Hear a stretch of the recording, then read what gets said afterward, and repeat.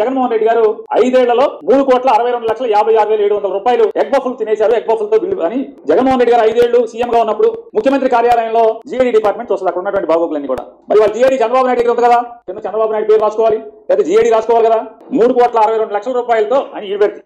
నీకు సిగ్గుంటే పేరుని వివేకానంద రెడ్డి గారిని చంపేసింది నారాజు రక్త చరిత్ర అని నువ్వు ప్రూవ్ చేయరా? కోడికత్తి పొడిచి చంపేబోడి చంద్రబాబు నాయుడు గారిని ప్రచారం చేశారు మీరు, దాన్ని ప్రూవ్ చేయరా? లేదా డిఎస్పీలకు పదోన్నతలు కల్పించేశారు, డిఎస్పీలు అందరూ కూడా కమ్మోళ్లే అని ప్రచారం చేశారు, అదవల్లారా మీరు, దాన్ని ప్రూవ్ చేయరా? అలాగే అమరావతి భూముల్లో ఇన్సైడర్ ట్రేడింగ్ జరిగింది, భూములన్నీ తెలుగుదేశం వాళ్ళు కొనేసి తర్వాత ఇచ్చేస్తారని చెప్పి ప్రచారం చేశారు అప్పట్లో, దాన్ని ప్రూవ్ చేయరా?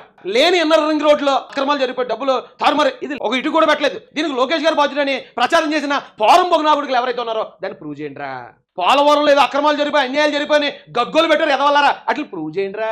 ఒరే ఇన్ని ఆరోపణలు చేసిన గలీజు ఎదవలో ఈ రోజున వచ్చేసి అది ఏదో జరిగిపోయిందండి మీద అబద్ధాలండి అన్నారేట్రా బాబు.